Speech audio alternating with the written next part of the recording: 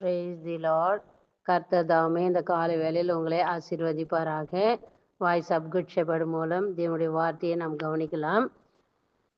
தேவனுடைய வார்த்தை நம்ம என்ன வார்த்தைன்னா, லூக்கா 15ஆம் அதிகாரம் 15ஆம் அதிகாரத்தில் 11லிருந்து நம்ம 24 வரைக்கும் இதில் இருக்குது. அதனுடைய கருப்பொருள் மட்டும் நான் சொல்கிறேன். எல்லா வசனத்தையும் நம்ம வாசிக்க தேவையில்ல. 11 வாசிக்கலாம். பின் அவர் சொன்னது, ஒரு மனுஷன் 2 குமாரர் இருந்தார்கள். அவர்கள் இளையவன் தகப்பனை நோக்கி, தகப்பனை, ஆசைகள் எனக்கு வரும் பங்கை எனக்கு தர வேண்டும் என்றான். அந்தப்படி அவர்களுக்கு தன் ஆசையை பங்கிட்டு கொடுத்தான். அப்போ பங்கிட்டு கொடுத்தாங்க. 2 பிள்ளைங்க இருந்தாங்க அந்த தகப்பனாருக்கு. சோதர இளையவன் என்ன பண்றான், எனக்கு கொடு அந்த சொத்து அப்படின்னு சொல்லிட்டு பாதி பங்கு எடுத்துக்கிட்டு வெளியே ஊருக்கு போயிட்டு அங்கே போயிட்டு அந்த பைசெல்லாம் எடுத்துகிட்டு போயிட்டு நல்லா சந்தோஷமாக குடிச்சு ஃப்ரெண்ட்ஸுங்களோட ஊர் சுற்றி இப்படி எல்லா காரியங்களையும் பண்ணியிருப்பார்.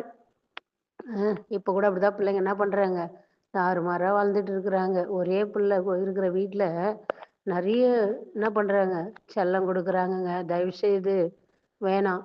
தாய் தகப்பன்மார்கள் கஷ்டப்படுறீங்க. பிள்ளைகளை என்ன பண்ணுங்க, நல்ல வழியில் நடத்துங்க. முக்கியமாக கர்த்தருடைய வழியில் நடத்துங்க. ஒவ்வொரு பிள்ளைகளும் கர்த்தர் கொடுக்குற பிள்ளை, பெண்ணாக இருக்கட்டும் ஆணாக இருக்கட்டும், அது கர்த்தர் கொடுக்குற ஒரு ஈவு. அதை நல்ல வழியில் நடத்துங்க, கெட்ட வழியில் நடத்தாதீங்க. உங்கள் பணத்தை கொடுத்து பொருளை கொடுத்து பிள்ளைகளை கெடுத்துடாதீங்க. ஆண்டுடைய வேதத்தை சொல்லி வளங்க, ஆண்டவரை பற்றி சொல்லி வளங்க. அப்போ அது என்ன பண்ணும், அற்புதமாய் வளரும். உங்களுக்கு பிற்காலத்தில் நல்ல ஒரு ஆசீர்வாதமான பிள்ளையா இருக்கும். இந்த பிள்ளை பாருங்க, எல்லா சொத்தெல்லாம் வாங்கிட்டு போய் தாறுமாறா சுத்திட்டு கடைசியில பிள்ளைங்க அவங்க ஃப்ரெண்ட்ஸுங்க எல்லாம் விட்டுட்டாங்க. எல்லா பணம்லாம் செலவழிஞ்சிச்சு. பசி தாங்கலை, போயிட்டு எல்லாருக்கிட்டும் வேலை கேட்குறாரு. பாருங்க, அதுலயே லூக்கா 15ஆம் அதிகாரத்துல 16ஆம் வசனத்துல வாசிக்கும் போது, அப்போது பன்றிகள் தின்கிற தவிட்டினாலே தன் வயிற்று நிரப்ப ஆசையா இருந்த ஒருவனும் அதை அவனுக்கு கொடுக்கவில்லை. 17 அவனுக்கு புத்தி தெளிந்த போது அவனின் தகப்பனுடைய கூலிக்கார், எத்தனையோ பேருக்கு பூர்த்தியான சாப்பாடு இருக்கு, நானும் பசினால் சாகிறேன். நான் எழுந்து என் தகப்படத்திற்கு போய், தகப்பனே, பரத்துக்கு விரோதமா உமக்கு விரோதமா பாவம் செய்தேன். இனிமேல் உம்முடைய குமாரன் என்று சொல்லப்படுவதற்கு நான் பாத்திரன் அல்ல. உம்முடைய கூலிக்காரில் ஒருவனாக என்னை வைத்துக் கொள்ளும் என்றான் என்று சொல்லி அவர் என்ன பண்ணாரு, எழுந்து புறப்பட்டு போறாரு தகப்ப வீட்டுக்குங்க. தகப்ப வீட்டுக்கு. அப்பதான் அவருக்கு என்ன பண்ணுது, மனம் திரும்புதல் வருது. காசு இல்லை, பணம் இல்லை. போய் வேலை கேட்குறான், பன்றிக்கு வேலை கொடுக்குறாங்க. அது சாப்பாடு சாப்பிட்றான். அப்பதான் அவனுக்கு புத்தி வந்துச்சுங்க. இன்னைக்கு நிறைய பேர் அப்படிதான் இருக்கிறாங்க. உடல்ல வியாதி வரும், அப்பதான் புத்தி வரும். சிலருக்கு அது கூட வராம அப்படியே மறைச்சிடுறாங்க. தயவு செய்து நீங்க கேட்குற வாலிப பிள்ளைங்களே, பெண்களை மனம் திரும்புங்க. வாலிப வயசுன்னு சொல்லிட்டு இஷ்டத்துக்கும் தப்பா போவாதீங்க. கர்த்தர் இன்னைக்கு உன்னோட கூட பேசுவாரானா மனம் திரும்பு.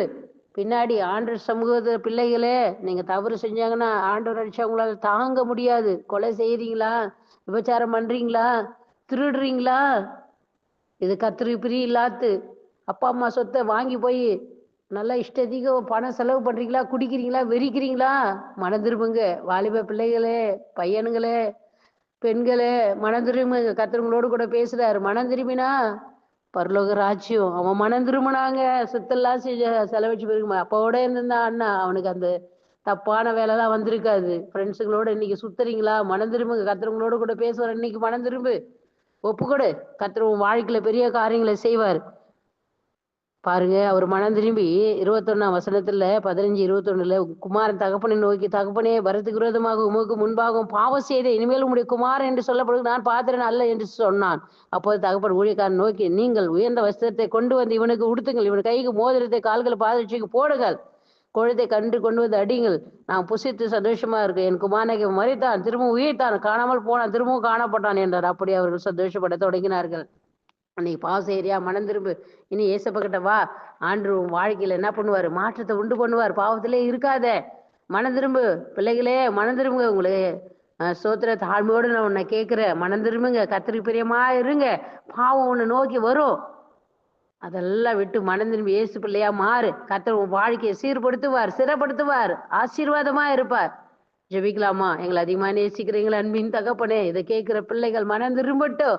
ஆண்டவரே, கெட்ட குமார மனம் திரும்பினானே, அப்பா அப்படி இந்த பிள்ளைகள் மனம் திரும்பட்டும். யாரெல்லாம் பாவத்துல சாபத்துல இருக்கிறாங்களா, மனம் திரும்பி இயேசுவை ஏற்றுக்கொள்ளட்டும். சீக்கிரமா நீங்க வரப்போகிறீங்க ஆண்டவரே. அப்பா பாவம் செய்கிற ஆத்துமா சாகும், பரலோகத்துக்கு போகாதே.